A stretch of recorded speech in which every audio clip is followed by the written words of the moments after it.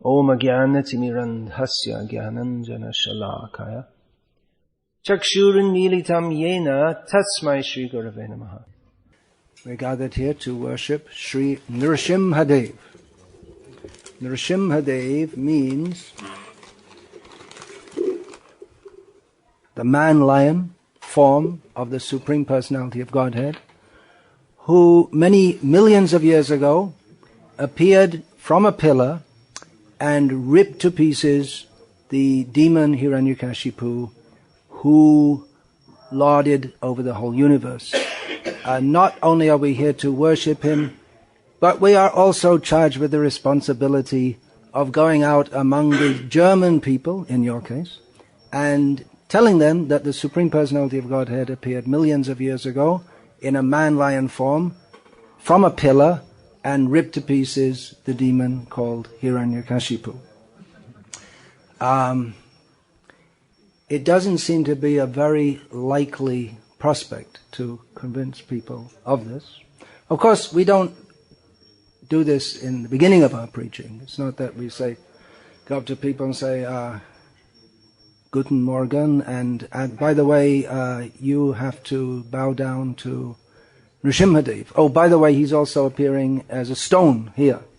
If you want to see God, you can see God. People say, can you see God? Yes. Can you show me God? Yes, come here. And there's a stone here. So, sophisticated people, and even not very sophisticated people, probably the farmers around here are not extremely sophisticated, they would tend to write this off as a very primitive belief. It's the kind of thing that we can expect some Aboriginal people to maybe adhere to.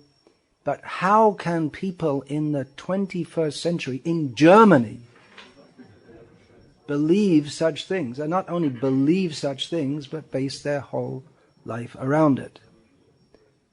Okay, don't start leaving and thinking, why did I join this sect? We have, on Srila Prabhupada's order, philosophical classes every morning, by which we can understand that this is not only not primitive, but this is the highest, most sophisticated form of theism. We may not start with Nrsimha Leela especially. Just it came to my mind with Ravindra Swarup Prabhu sitting in front of me, that he had an experience many years ago when, as a student of theology or something like that in the university, he had already had contact with the devotees of Krishna and already thought that it seems pretty primitive or something like that.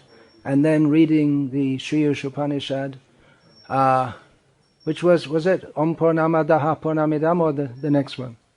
Om Purnamadaha Purnamidam Purnat Purnamudachyate Purnasya Purnamadaya Purnameva Vashishyate. Describing the Supreme, who is complete and full, and even though all emanations emanate from him, he remains completely full, which is a paraphrase of that. And then Ravindra Swarup Prabhu at that time realized that this is first-class theism. Is that the phrase you used? Yeah. So, actually those who deny the existence of God, those who are in the long-standing and never-ending sampradaya of Hiranyakashipu, yeah, he wasn't an innovator, and nor is Richard Dawkins for that matter. Atheism has a long history. It begins with Krishna Bhuli Sejivanadi Bahimukataiva Mayatari Deya Shangsharaduk. We're all the atheists who forgot Krishna and became, since time immemorial, inimical to Krishna, and That's the reason why we're all suffering in this material world.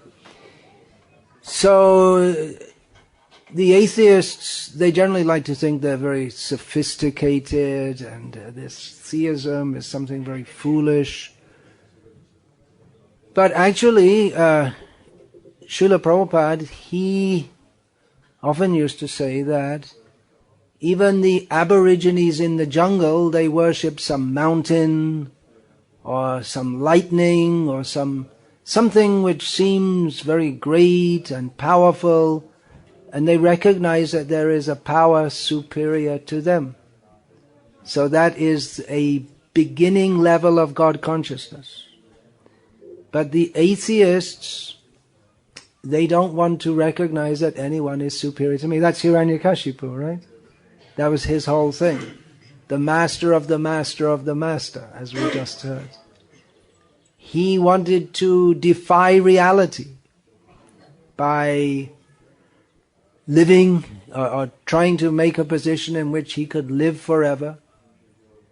And he wanted to defy the reality that he is controlled. So this is another point. When we go out and preach, we don't start talking about Nrsimhadeva generally to people who have no knowledge of or interest in such things, or even the piety to begin to accept such things. But as I have analyzed, two main points that Srila Prabhupada consistently, insistently repeated in his general preaching all over the world. Point number one, we are not the body, we are eternal, we are different from matter.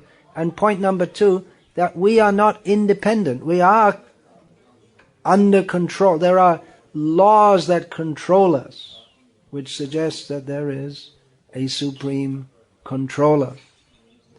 So, in that sense, the highly sophisticated atheists, or they're less in their philosophical understanding or their understanding of reality as it is than aborigines in the jungle who don't even have a concept of any such phenomenon as philosophy. But they intuit that there is a power superior to us. So this is their theism, not very sophisticated. But it is a recognition of that which is a fact, that there are powers superior to us.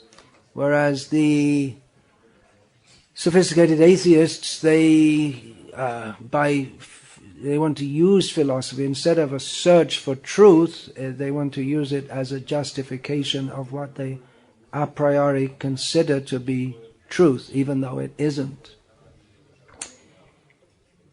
So at the present time in the world, atheism has taken a bold new face. The atheists, well, it was Christopher Hitchens, rest in peace, not very likely, who decided that it wasn't just enough to be an atheist sitting at home. After 9/11, he became a active anti-theist, and he got together with other atheists and anti-theists, and they're going all around and trying to convince people that belief in God is not only stupid, according to them, but it's actually something very dangerous. It's antisocial to believe in God. This is a great challenge to theists who have taken it up to some extent. But really, as Ravindra Swarup Prabhu realized some 40-odd years ago, the answers are in the Krishna Consciousness movement, in Srila Prabhupada's books. It is undoubtedly beyond the imagination of the average theist, what to speak of atheist, that the Supreme Personality of Godhead appeared many millions of years ago, because according to them, either there wasn't life, according to them there wasn't life on earth many millions of years ago. According to some of them, that came about, I'm not sure what the present estimation of when life began, what it is, and according to others, it's about 6,000 years ago. But that's the first obstacle in believing in Nrsimhadeva. And another obstacle is this whole half man, half lion thing, and an atheist who ruled the universe. Maybe we should preach to Richard Dawkins about that. He might like that. You never know. He might at least believe in the Vedic concept. There are many atheists who believe in the Vedic concept, minus Krishna, which is the whole purpose of it all. It's very difficult for them to understand, but for those who are the highest theists, namely you and me, by Prabhupada's mercy, we are on the highest platform of theism. We may not have fully realized it, but to accept Nrsimhadeva as the Supreme Personality of Godhead is the highest platform of theism.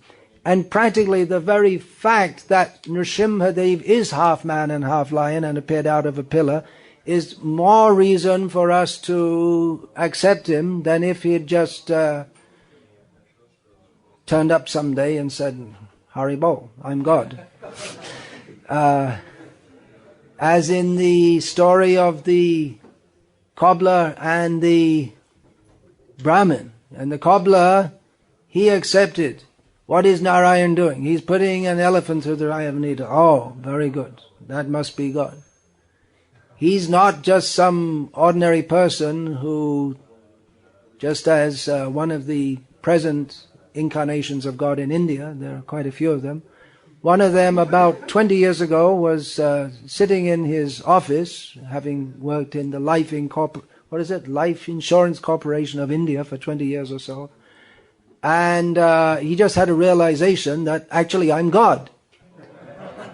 And Kalki, to be precise. And so he came out of his office and proclaimed that he's God, and after a few run-ins with the police due to his being very intimate with other people's wives and the usual thing that God does, these incarnations, he's going on, and it's not very impressive, but he does have many followers and lots of money. God is not so humdrum that he just appears and he declares himself as such. He has to do something special. Otherwise, what is there about being God? You and I, we can't have a half man, half lion form.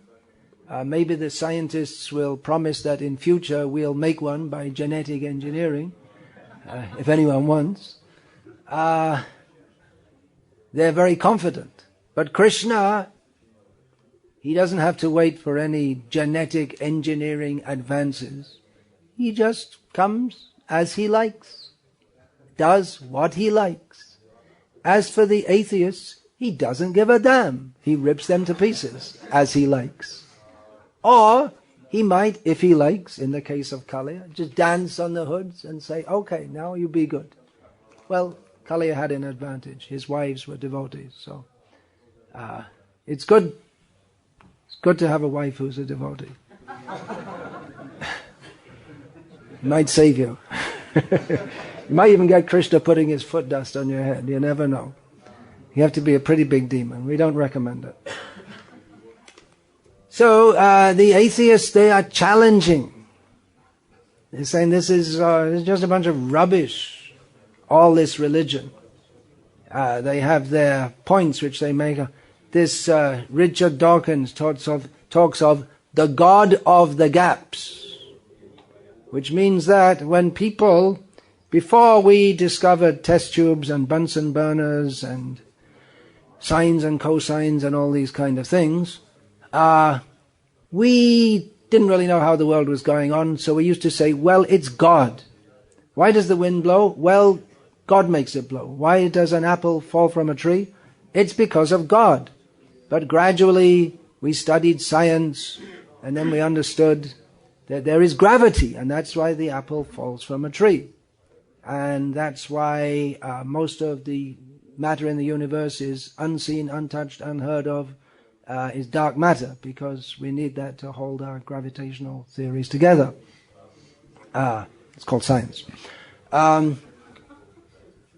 So now, when we find out all these things, that actually apples fall from the earth because of gravity, you don't need a God. Scientifically speaking, we don't need God anymore, because we have proved that there was a Big Bang, and it all came into being from nothing, not by chance. It just happened, but not by chance. So it all happened, and everything fell into place exactly, even though it's extremely unlikely, we admit that, but the fact that we're here proves that it must have happened like that. It's called the anthropic principle, and has a big name for it. And there's no need for God, because we can explain everything scientifically. So, if you believe what the scientists say, then you might be disillusioned at some point if you find that among themselves they don't seem to agree on practically anything except that there's no God. That is not allowed in the halls of science. So we accept, yes, there is a God of the gaps, and there will always be gaps. However much you investigate this, that, and you explain this, and say, oh yeah, now we got it all explained. And then someone looks a little more and says, well, wait a minute, this doesn't seem to quite fit with the theory. Must be God. No, it's not God. We'll do some more scientific analysis. And you do more scientific analysis, and you fill up that hole, maybe by presenting some other theory, such as that the universe is mostly filled with dark matter, and you make one theory on top of another, but there are always gaps. So, why does the wind blow? Why does the wind blow? Any scientists here? High pressure, low pressure. So when there's low pressure, the wind comes to fill it up, or something like this. But we still say that it's because of Krishna. Are we ignorant or backward? Well, maybe from the scientist's point of view, but sarva karana karanam, everything is ultimately going on because of Krishna. And Krishna has set up the universe that there'll always be things that you don't understand, that you can't explain scientifically. So the God of the gaps, the thing that you'll never know, because you've decided, Matena Krishna Paratasvato va, you've decided not to know God, therefore you can never see Him. Whereas someone who is not so sophisticated, even without any concept of philosophy, he can begin to understand God. So simplicity, Sharalata, that is the entrance into Vaishnavism, to understand that there is power greater than me, far greater than me. However much one may make oneself, or think that he's making himself very powerful, as did Hiranyakashipu, there is a power superior to us which can rip us to pieces at any time. We're completely dependent. We may think we're independent, but we are dependent on His mercy. And we come to a very safe position, as Prahlad Maharaj says, in the service of the servant. Then we're very safe, we're protected, just like Prahlad. He didn't fear Nrsimhadeva.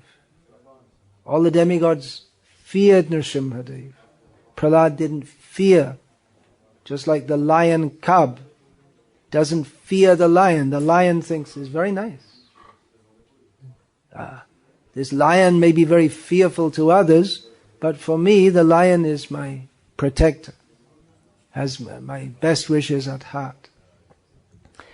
So, to accept Nrsimhamadim Sharanang Prapade, the Supreme Personality of Godhead, the original lion, man lion, Nrsimha, we take shelter of, we surrender to him.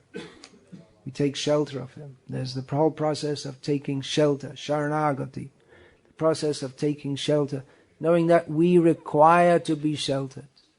So Nrsimhadeva appears in this very fierce form to give assurance to his devotees that he will protect his devotees. Maybe for some time, the devotees will apparently be under the control of atheists, as Prahlad and all the demigods, they were under the control of the atheists. But in due course of time, just like a cat, a lion is a big cat, plays with a mouse. And the mouse thinks I'm free, but at a certain point, the cat just catches the mouse, and then it's finished. As most of you probably know, this temple was established here in what seems a very unlikely location. At the end of a long zigzag journey, if you go by car, which I guess pretty much everyone does. It seems to be a very remote spot, but it was founded here because it was close to the Iron Curtain. It's pretty much as close as you could get, because when this temple was founded, there was preaching was being pioneered in the communist world, and it was a dangerous undertaking. The authorities in the communist world did not want Hare Krishna in the communist world, and they were determined in a similar manner to that of Hiranyakashipu that no Nrsimhadev here, no Krishna consciousness here. So it was very difficult and dangerous for the devotees practicing Krishna consciousness in what was from this side of the Iron Curtain. We said behind the Iron Curtain. Now, those who are growing up now, for them, it means nothing. It was such a major factor for people in Western Europe and America for most of their lives. During the 1980s especially, it was expected that any time now the bombs are going to start dropping. And they're not play bombs, they're nuclear bombs. So it was a very serious consideration to preach behind the Iron Curtain, and for that purpose, Nrsimhadev, the protector of the devotees, that was the idea behind it. Now the Iron Curtain is dismantled, but still this temple's in a strategic location because it's pretty much in the center of Europe. There was Western Europe and Eastern Europe. And it was at the border, but now it's in the middle. So, of course, there might be another curtain going up soon, starting from Ukraine, which isn't so far from here. But it's a good strategic spot to spread Nrsimha's mercy from all over Europe. And we find that devotees are coming from many parts of Europe to here, especially at this festival. So we can pray to Nrsimhadev for his mercy, as we have to spread Krishna consciousness in this extremely materialistic, atheistic, heathenistic age. Really, Hiranyakashipu, what he lived for, what he stood for, it's not that much difference to what's going on in the world today, although the outright oppression of theists isn't going on as is described at the time of Hiranyakashipu. But we have a great task ahead of us, And Prahlad Maharaj, he gave many teachings. We're often not aware of that. We have dramas of Nrsimha which are very inspiring and uplifting, but actually if we examine the whole section of Nrsimha in the 7th canto, we'll find a long section of Prahlad's prayers in which he describes, and the prayers of the various demigods and others, who give what from our perspective we could call the philosophical and theistic understanding of how Nrsimhadeva is the Supreme Personality of Godhead. So this attack of atheism on theism, we have a lot to say. We have things to say which neither the present theists or atheists have even started to think about in a very concrete way. So, really it's a good call for us to be active. Srila Prabhupada often quoted this verse. He quoted this verse, Evang janang nipatitam prabhavahi kupe, in a prayer which he wrote on the Jaladuta en route to America. He had left Vrindavan. Who leaves Vrindavan? As people go to Vrindavan in old age, then why should you leave? And especially, why go to America? Because he had a duty to serve his spiritual master, who had ordered him to. He'd ordered him to preach in English, and Srila Prabhupada took that as an order to preach Krishna consciousness all over the world.